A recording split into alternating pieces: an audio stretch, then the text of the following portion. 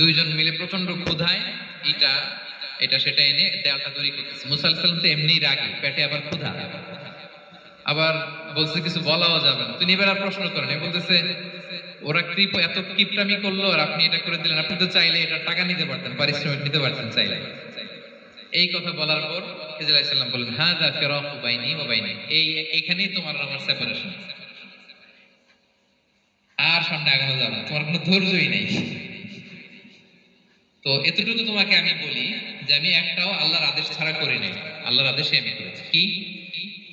এক নম্বর হচ্ছে ওই যে আমাদের ভাড়া নিতে চাইলো না, আমাদেরকে পার করে দিল, নৌকাটা ছিদ্র করেছি কারণ এই এলাকায় একজন জালিম বাদশা আছে, সে নৌকা পেলেই গরিব মাঝিদের নৌকা সিজ করে নিয়ে যায়। তো এটাকে যখন তলায় ছিদ্র করে দিছি, এই রাজার লোকেরা এসে দেখবে যে এটা তলা ছিদ্র, তো পানি ঢুকতেছে, এটা আর নিবে না, ওরা পরে সামহাও এটা রিপেয়ার করে চালাইতে পারবে।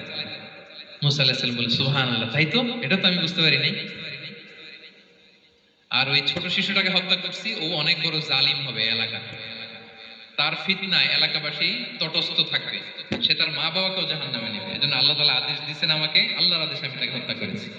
মুসা আলাইহিস সালাম বললেন, তাই তো, এটা তো অনেক ভালো কাজ করছেন। তাইলে বলতেছে, তাহলে ওইটা বলে, খাবারও দিল না, এত কৃপণ, এদের দেয়াল কেন ঠিক করতে গেলেন আপনি?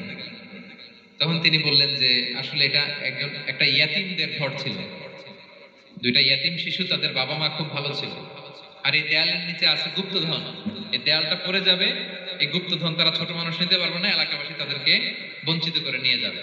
আমি দেয়াল গড়ে দিলাম যাতে করে তারা যখন প্রাপ্তবয়স্ক হয় নিজেদের সম্পদ নিজেরা বুঝে নিতে পারে। সুবহানাল্লাহ ওয়া বিহামদিহি। মুসা আলাইহিস সালাম বলে, তাই তো, এগুলো তো আমি বুঝতে পারি নাই। তো এই ছিল খুব সংক্ষিপ্ত পরিসরে মুসা আলাইহিস সালাম খিজির আলাইহিস সালামের ঘটনা। তো রাসূল সাল্লাল্লাহু আলাইহি ওয়াসাল্লাম বুখারীতে একটা চমৎকার কথা বলেছেন, তিনি বলেছিলেন, ওয়াদিদনা আন্না মুসা সাবার হাত্তা ইয়াকাসসা আলাইনা মিন আমরিহিমা। রাসূল সাল্লাল্লাহু আলাইহি ওয়াসাল্লাম বলেছিলেন, ইস, আমার ভাই মুসা যদি আরেকটু ধৈর্য ধরতো তাহলে আরো কিছু অজানা তথ্য আমরা জানতে পারতাম। এখান থেকে, এই ঘটনা থেকে আমরা কি শিখলাম? প্রথম যেটা আমরা শিখলাম, জ্ঞান নিয়ে বড়াই করতে নেই, ঠিক কিনা? জানার কোনো শেষ নেই, জাননেওয়ালার উপরও জাননেওয়ালা আছে, জ্ঞানীর উপরও জ্ঞানী আছে। আপনি কিছু জেনেই মনে করবেন না আমি সব জানি।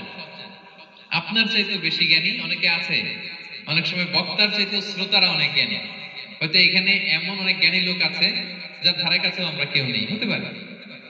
সো আমি সব জানি, এটা ভুল, এটা শয়তান বলে। এটা কে বলে? শয়তান বলে। আবু নাওয়াস একটা কবিতা লিখেছেন, ওয়াকুল লিমান ইয়াদঈ ফিল ইলমি ফালসাফাতান হাবাসতা শাইআন ওয়া গাবাত আনকা আশিয়াউ। কেউ যদি বলে আমি সব জানি, তুমি তাকে বৃদ্ধাঙ্গুলি দেখিয়ে বলো আপনি কিছুই জানেন না, আপনি অল্প কিছু জেনেছেন, জানার এখনো অনেক বাকি। তাহলে মুসা আলাইহিস সালামের এই ঘটনা জিজ্ঞেস করা হলো, কে জ্ঞানী? উনি বললেন, আমি জ্ঞানী। এরকম কি আমরা কখনো বলবো? না। সবচাইতে বড় জ্ঞানী কে? ওয়া ফাওকা কুল্লি যী ইলমিন আলীম। সবচাইতে বড় জ্ঞানী আল্লাহ তাআলা। সো জ্ঞান নিয়ে আমরা অহংকার করব না। দুই নম্বর যে শিক্ষাটা আমরা পাই, ওই যে নৌকা দিয়ে পারাপার হচ্ছিল, তখন একটা চড়ুই পাখি এসে সাগরের মধ্যে মুখ দিয়েছে। তো খিজির আলাইহিস সালাম বললেন, মুসা, তুমি কি চড়ুই পাখিটা দেখতে পাচ্ছ? হ্যাঁ, দেখতে পাচ্ছি। চড়ুই পাখিটা যে সাগরে মুখ দিয়ে দেখতে পাচ্ছ? হ্যাঁ, দেখতে পাচ্ছি। তখন খিজির আলাইহিস সালাম বললেন, চড়ুই পাখিটা সাগরে মুখ দিয়ে পানি খাওয়ার পরে চড়ুই পাখির ঠোঁটে বা চঞ্চুতে যতটুকু পানি লেগে আছে, এই পানিটা হচ্ছে তোমার, আমার এবং মহাবিশ্বের আমাদের সকলের জ্ঞান। আর এই মহাসাগরের সকল পানি হচ্ছে আল্লাহ তাআলার জ্ঞান। আল্লাহ তাআলা বলেছেন, ওমা উতিতু মিনাল ইলমি ইল্লা কালিলা। আমি তোমাদেরকে একেবারে অল্প জ্ঞান দিয়েছি, একেবারে অল্প। এই রহস্যে ঘেরা এই মহাবিশ্বের অনেক কিছু আমাদের অজানা। প্রিয় ভাইরা, আমরা অনেক কিছু জানি না, আমাদের এই লিমিটেড নলেজে এগুলো ধরে না, তারপর আমরা জ্ঞানের বড়াই করি। আপনারা উপমাটা বুঝতে পারছেন? একটা নৌকা থেকে চড়ুই পাখি ঠোঁট দিয়ে পানি খাচ্ছে, পানি খাওয়ার পরে স্বভাবতই চড়ুই পাখির ঠোঁটে একটু পানি তো লাগবে। খিজির বললেন যে এই পানিটা হচ্ছে তোমার, আমার, পৃথিবীর সবার জ্ঞান, আর এই সাগরের বাকি পানিগুলো কার জ্ঞান? এবার সফর তিন হচ্ছে সবর। আল্লাহ তাআলা আল্লাহর নবীকে তাওরাত দেওয়ার পরেও আরো ট্রেনিং সেশন করাইছেন খিজির আলাইহিস সালামের কাছে, যে যাও, ওনার কাছে গেলে তুমি ছোট হবা, নত হবা। জ্ঞান যদি আমি নিতে চাই, আমাকে ছোট হইতে হবে। ধরেন একটা গ্লাস থেকে একটা খালি গ্লাসে পানি ঢালবো, তো যেটাতে নেওয়া হবে এটা উপরে থাকলে হবে? যে গ্লাসটার মধ্যে পানি আছে এটা উপরে থাকবে, ওইটা ব্ল্যাঙ্ক গ্লাসের মধ্যে পড়বে। আপনি নলেজ ইলম নিতে চাইলে আপনাকে নিচে থাকতে হবে, উনি উপরে থাকবেন।